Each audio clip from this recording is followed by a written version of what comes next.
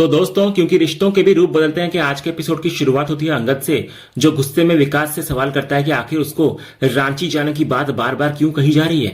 वो साफ शब्दों में याद दिलाता है कि उसने पहले ही दिन कह दिया था कि वो रांची कभी नहीं जाएगा और उसके फैसले में कोई बदलाव नहीं आने वाला।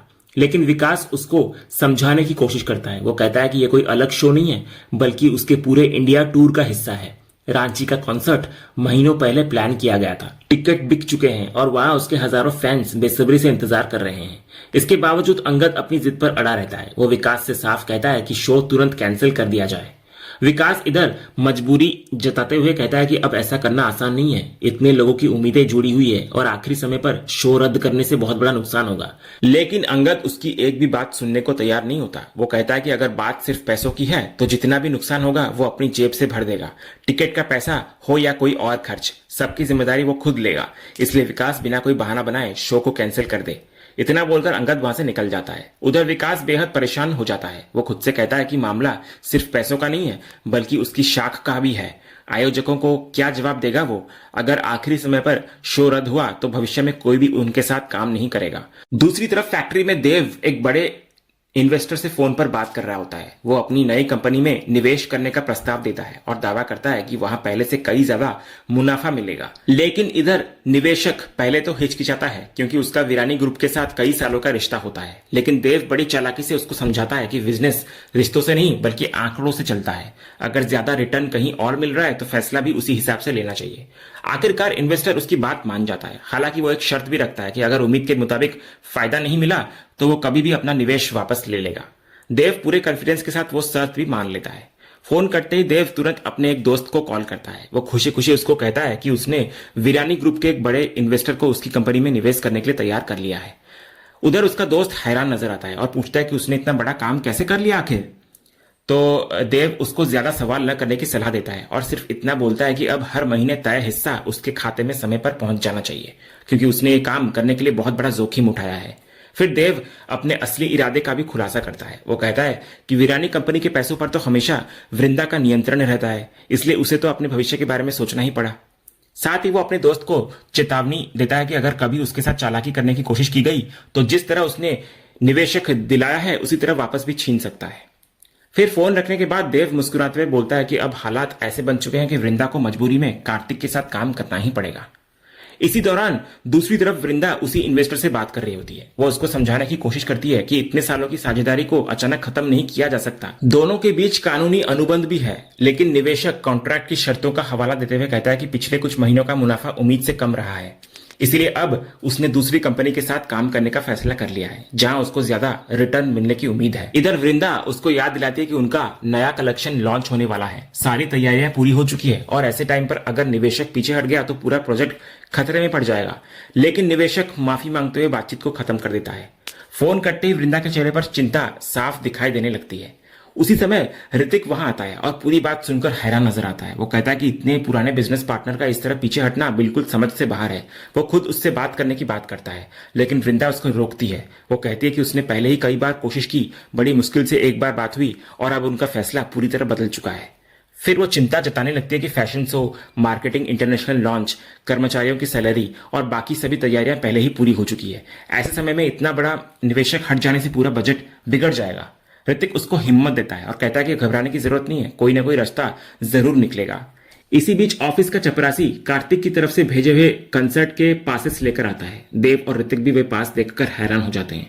तभी कार्तिक का फोन आता है। वो बड़े सहज अंदाज में वृंदा से कहता है कि उसने पूरी फैमिली के लिए पासेस भेज दिए हैं और चाहता है वो कि सभी लोग कॉन्सर्ट में जरूर आए, वहीं पर आराम से बिजनेस की बाकी बातें भी हो जाएंगी।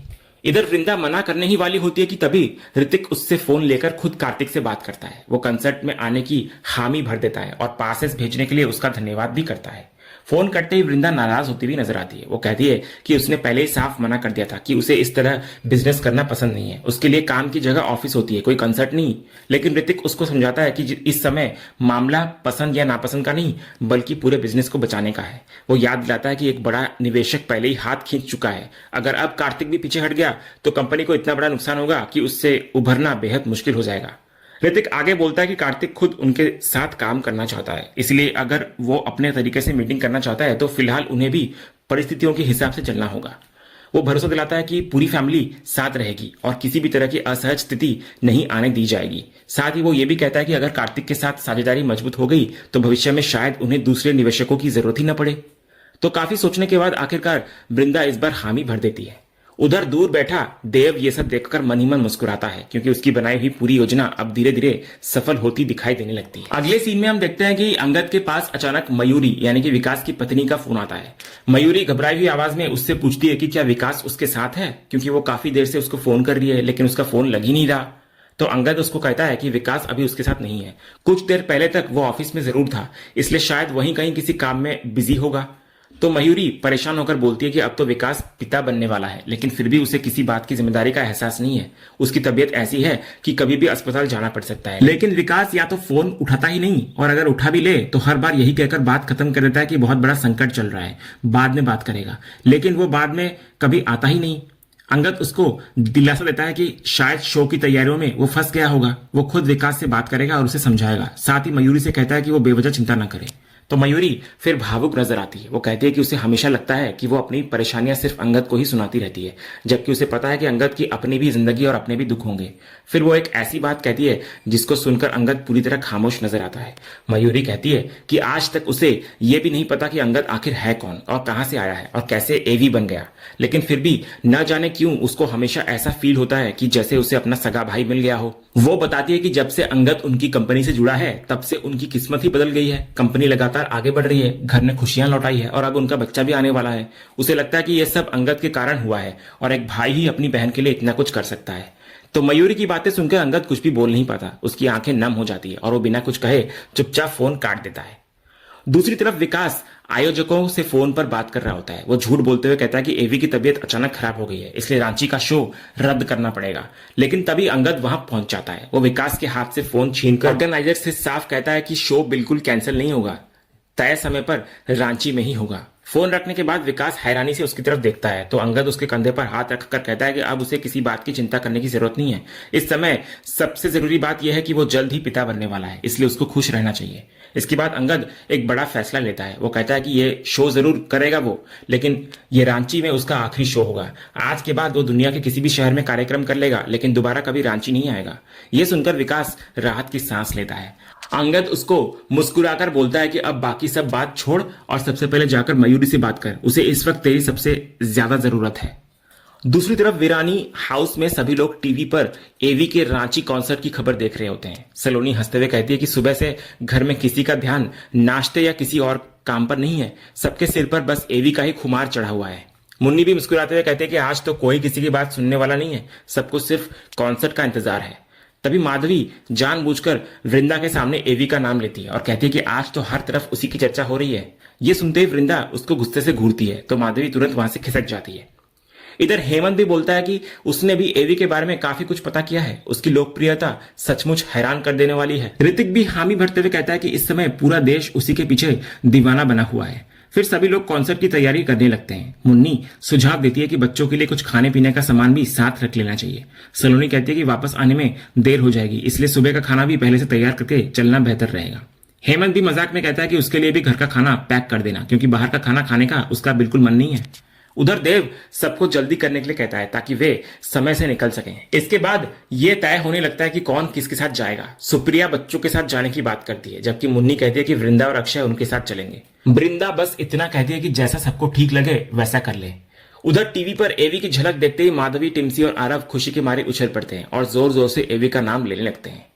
अगले सीन में आरव अपने कमरे में पूरी तरह एवी के लुक में तैयार दिखाई देता है। उसने वैसे ही जैकेट पहन रखी होती है और हाथ में गिटार लेकर आईने के सामने एवी के गाने पर परफॉर्म कर रहा होता है।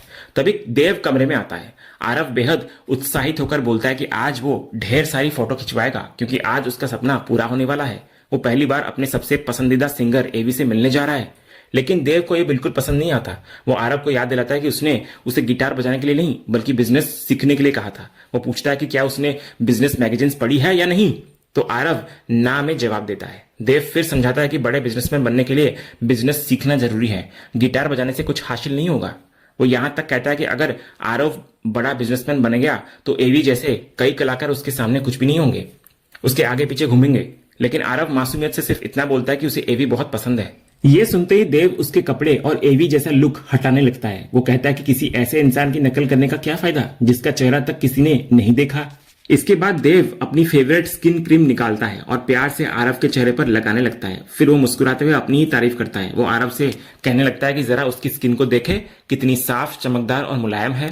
मजाकिया अंदाज में वो कहता है कि अगर आरव भी रोज उसकी तरह ये क्रीम लगाएगा तो उसकी स्किन भी बिल्कुल देव डैडी जैसी चमकने लगेगी। इसके बाद देव एवी पर तंज कसते हुए कहता है कि जब चेहरा इतना अच्छा और ग्लोइंग होगा तब किसी की तरह अपना चेहरा मास्क के पीछे छिपाने की जरूरत ही नहीं पड़ेगी। उसका इशारा साफ तौर पर एवी की तरफ होता है जो हमेशा मास्क पहनकर ही लोगों के सामने आता है। फिर देव हमेशा की तरह आरव को लक्ष्मी माता की तस्वीर के सामने हाथ जोड़कर प्रणाम करने की याद दिलाता है। तो आरव भी बिना कुछ कहे चुपचाप जाकर लक्ष्मी माता को प्रणाम करता है और वापस आकर देव की तरफ कहता है देखकर कि उसने प्रणाम कर लिया। अगले सीन में हम देखते हैं कि सब लोग कंसर्ट पर जाने की तैयारी में लगे हुए होते हैं। दूसरी तरफ माधवी और टिम्सी पूरी कोशिश कर रही होती है कि आज किसी तरह वृंदा का लुक थोड़ा बदल जाए। टिम्सी सबसे पहले वृंदा की साड़ी के साथ एक स्टाइलिश बेल्ट लगाने की कोशिश करने लगती है ताकि उनका लुक थोड़ा मॉडर्न लगे, लेकिन वृंदा बिना कुछ बोले तुरंत बेल्ट को उतार देती है। इसके बाद माधवी उसके हाथों में चूड़ियां पहनाने की कोशिश करती है, लेकिन वृंदा उसे भी उतार कर रख देती है। वो साफ बोलती है कि वो किसी पार्टी में नहीं बल्कि काम के सिलसिले में जा रही है, इसलिए उसे किसी तरह का अलग या फैंसी लुक नहीं चाहिए। इस पर माधवी प्यार से समझाती है कि आखिर वो कंसर्ट में भी तो जा रही है, हमेशा एक जैसा सिंपल लुक रखने के बजाय आज थोड़ा अलग तैयार होने में क्या बुराई है। तभी मुन्नी और सलोनी भी कमरे में आ जाती हैं। दोनों हंसते हुए वृंदा से कहती है कि आज इन दोनों लड़कियों की जिद मान ही लीजिए, एक दिन थोड़ा अलग तैयार हो जाने से कुछ नहीं बिगड़ जाएगा। इसी बीच सलोनी और मुन्नी भी अपना नया लुक दिखाती हैं। दोनों ने टिम्सी की सलाह पर पहले से कई ज्यादा स्टाइलिश कपड़े पहने होते हैं। सलोनी इधर आईने के सामने आकर खुद को देखकर मुस्कुराती है और वृंदा से पूछती है कि सच बताइए क्या वो अच्छी नहीं लग रही। टिम्सी भी गर्व से कहती है कि उसने दोनों को कितना कूल और ट्रेंडी बना दिया है। ये सब देखकर सलोनी मजाक में कहती है कि अगर वृंदा की ऐसी बिजनेस मीटिंग्स रोज होती रहे तो उन्हें भी बार बार अच्छे कपड़े पहनने और थोड़ा तैयार होने का मौका मिल जाएगा। वहीं मुन्नी भी हंसते हुए कहती है कि इससे एक फायदा और होगा, पूरा परिवार एक साथ टाइम भी बिता पाएगा। इसी दौरान टिम्सी सबके साथ सेल्फी लेने लगती है। तभी पीछे से सुप्रिया भी तैयार होकर वहां पहुंचती है। वो भी काफी स्टाइलिश अंदाज में नजर आती है क्योंकि टिम्सी ने उन्हें भी नया मेकओवर दिया होता है। सुप्रिया आते ही कहती है कि उनकी भी तस्वीर ली जाए। फिर टिम्सी और माधवी उन्हें अलग अलग पोजेस देना सिखाने लगती हैं और लगातार उनकी तस्वीरें खींचती रहती हैं। सुप्रिया का यह नया अंदाज देखकर खुद वृंदा भी हैरान नजर आती है। वो मुस्कुराकर पूछती है आखिर ये सब क्या हो रहा है। इस पर सुप्रिया पूरे कॉन्फिडेंस के साथ कैमरे के सामने पोज देती रहती है और माहौल पूरी तरह हल्का फुल्का और मजेदार बन जाता है। इसके बाद सुप्रिया हंसते हुए कहती है कि मानना पड़ेगा कार्तिक बहुत दूर की सोचने वाला इंसान है। मिलने के लिए उसने ऐसा शानदार कार्यक्रम रखा है कि बिजनेस भी हो जाएगा और सभी लोग साथ में थोड़ा एंजॉय भी कर लेंगे। दूसरी तरफ सीन सीधे कंसर्ट वेन्यू पर शिफ्ट होता है। यहाँ कार्तिक खुद हर छोटी बड़ी तैयारी पर नजर रखे हुए होता है। वो अपनी पूरी टीम को निर्देश देता है कि कोई भी कमी नहीं रहनी चाहिए क्योंकि आज उनके बहुत खास मेहमान आने वाले हैं। वो बार बार सभी इंतजाम चेक करवाता है और हर स्टाफ मेंबर से पूछता है कि सब कुछ अपनी जगह पर सही तरीके से तैयार है या नहीं। तभी वहां वीरेन पहुंचता है और अपने बेटे को बारीकी से तैयारियां करते देखकर हैरान हो जाता है। वो मुस्कुराकर पूछता है कि आखिर बात क्या है। उसने कार्तिक को पहले कभी किसी मीटिंग या बिजनेस इवेंट के लिए इतना उत्साहित नहीं देखा। तो कार्तिक नॉर्मल बनने की कोशिश करते हुए कहता है कि आज कुछ खास मेहमान आने वाले हैं, इसलिए वो चाहता है कि हर चीज बिल्कुल परफेक्ट हो। इस पर वीरेन तुरंत मुस्कुराकर पूछता है कि यह खास मेहमान पूरी वीरानी फैमिली है या फिर सिर्फ वृंदा। ये सवाल सुनते ही कार्तिक के चेहरे पर हल्की सी मुस्कान आती है। बेटे के चेहरे का यह बदला हुआ भाव देखकर वीरेन समझ जाता है कि बात सिर्फ बिजनेस तक सीमित नहीं रही। वो प्यार से कहता है कि उन्होंने कभी सोचा भी नहीं था कि उनका बेटा किसी लड़की के लिए इस तरह बदल जाएगा। उसने कार्तिक को कभी किसी के करीब आते नहीं देखा, लेकिन जब से उसकी मुलाकात वृंदा से हुई है उसके व्यवहार में साफ बदलाव दिखाई देने लगा है। तो आखिर में कार्तिक भी अपने दिल की बात मान लेता है। वो कहता है कि उसे खुद भी नहीं पता कि यह सब कब, कैसे और क्यों हुआ, लेकिन इतना जरूर महसूस होता है कि वृंदा बाकी सबसे बिल्कुल अलग है। उसके अंदर कुछ ऐसी बात है जो उसको बेहद खास बनाती है। और इसी भावुक पल के साथ आज का यह एपिसोड यहीं पर खत्म होता है। तो दोस्तों, आपको आज के एपिसोड का अपडेट कैसा लगा, अपनी राय हमें कमेंट बॉक्स में जरूर बताएं। अगर आपको आज का ये वीडियो पसंद आया हो तो वीडियो को लाइक और शेयर जरूर करें और ऐसे लेटेस्ट एपिसोड के अपडेट्स जानने के लिए हमारे इस चैनल को सब्सक्राइब करना ना भूलें और बेल आइकन को भी जरूर दबाएं। मिलते हैं अगले एपिसोड के अपडेट के साथ, तब तक के लिए धन्यवाद।